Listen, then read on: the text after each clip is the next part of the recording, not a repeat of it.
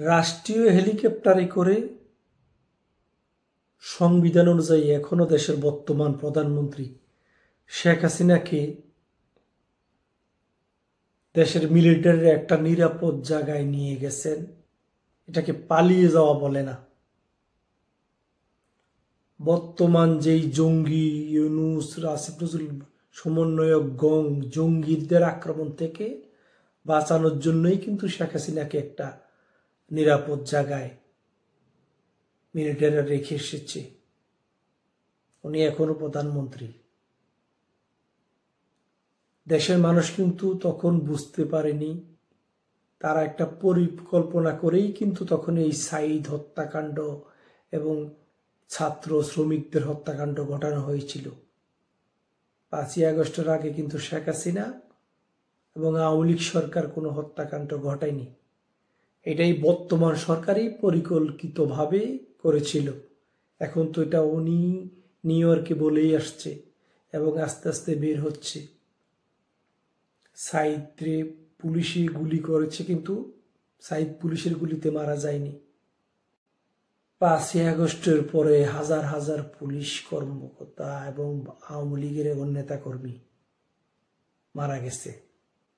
এগুলি কিন্তু এই সমন্বয়ক জঙ্গিরাই কিন্তু হত্যাকাণ্ড ঘটিয়েছে।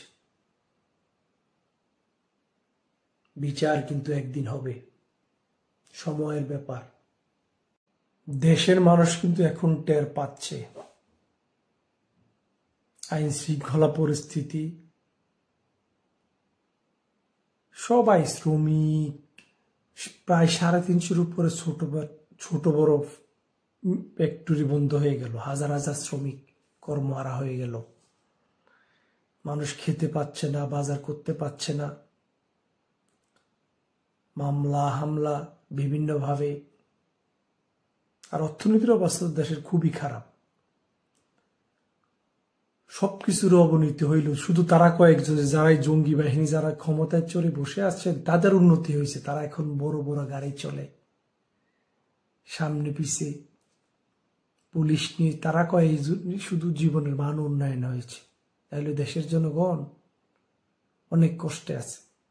আমেরিকা, ইংল্যান্ড, ইউরোপের আওয়ামী লীগ আমরা কিন্তু ঐক্যবদ্ধ হচ্ছে, নেত্রীর সাথে যোগাযোগ হচ্ছে। এবং বঙ্গবন্ধু কন্যা শেখ হাসিনা খুব শিগগিরই দেশে আসবেন। নেতা কর্মীদের আহ্বান জানাচ্ছি, আপনারা একটু মামলা হামলা থেকে, আমরা জানি আপনারা অনেক টর্চারে আছেন, মামলা হামলা থেকে আপনারা একটু নিরাপদে থাকেন। খুব শিগগিরই শেখ হাসিনা দেশে আসবে, আমরা আসবো, সব মোকাবিলা হবে এই জঙ্গিদের সাথে। জয় বাংলা।